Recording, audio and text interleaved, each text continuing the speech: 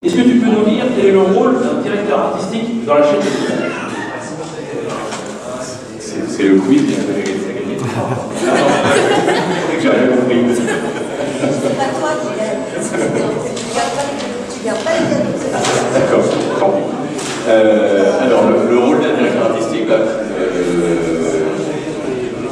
on vous confie la direction de quelque chose, en l'occurrence une série pour mettre sur le Grisnoiro, un film, un téléfilm, et vous organisez en fait le doublage du début à la fin.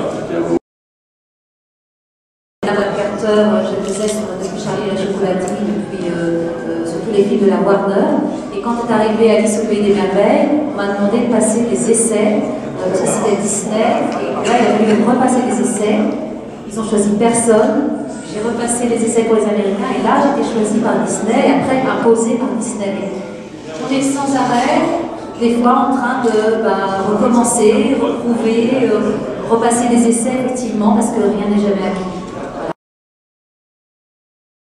Et effectivement, on essaye de jouer quand même un minimum, parce qu'on ne peut pas être statique, on bouge comme eux, on tire comme eux, enfin voilà, on se met au téléphone comme eux, voilà. Alors moi j'ai besoin en tout cas de faire des fois on donne des coups, parce qu'il y a de la part, parce qu'on est serré, parce qu'on ne peut pas forcément jouer comme eux.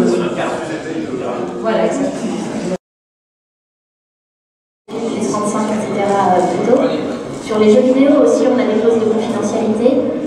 Pas sur Game of Thrones. Du coup, c'est un peu une arme. Dire ce qui se passe. C'est un peu une arme de dissuasion massive. D'autant que, en plus, on les enregistre soit pendant, soit avant la diffusion aux USA. Donc, c'est encore plutôt que ça. Voilà, c'est. Moi, évidemment, non. C'est pas non plus.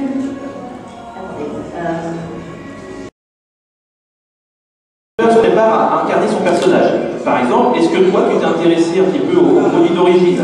La série Galactica originale des années 70, le comic Walking Dead, pour mieux comprendre ton personnage dans cet univers dans lequel il évolue?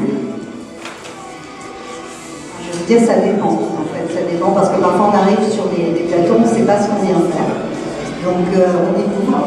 En revanche, pour Walking Dead, je suis arrivée sur le plateau, je n'avais jamais vu.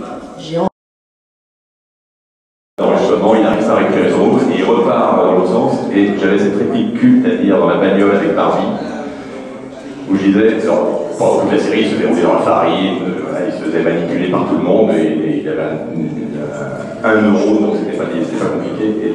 Et en anglais, c'était la traduction littérale de l'anglais, le mec disait, tu te rends compte, Barbie, dans cette ville, tout le monde m'a menti. Et pire, personne ne m'a dit la vérité. Et ben c'était littéralement ce qu'il disait en anglais, on a dit ça en français, et ben fallait y croire. Je trouve ça bien aussi parce que ça permet d'avoir une vraie vie, plus que quand on est au théâtre tous les jours en tournée, quand on a des enfants, on travaille dans des studios avec des horaires, je dirais, normaux, et pas le soir jusqu'à 23h au théâtre. Voilà, donc je suis arrivée par hasard au théâtre et j'ai fait ça. Voilà.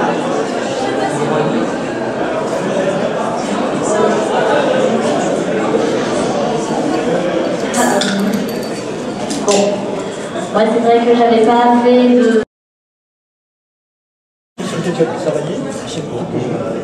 Sinon, les jeux vidéo. Je sais que j'avais fait un Conan, là j'ai fait un jeu qui vient de sortir, mais parce que moi j'ai beaucoup joué RPG, ça c'est pas des RPG, donc...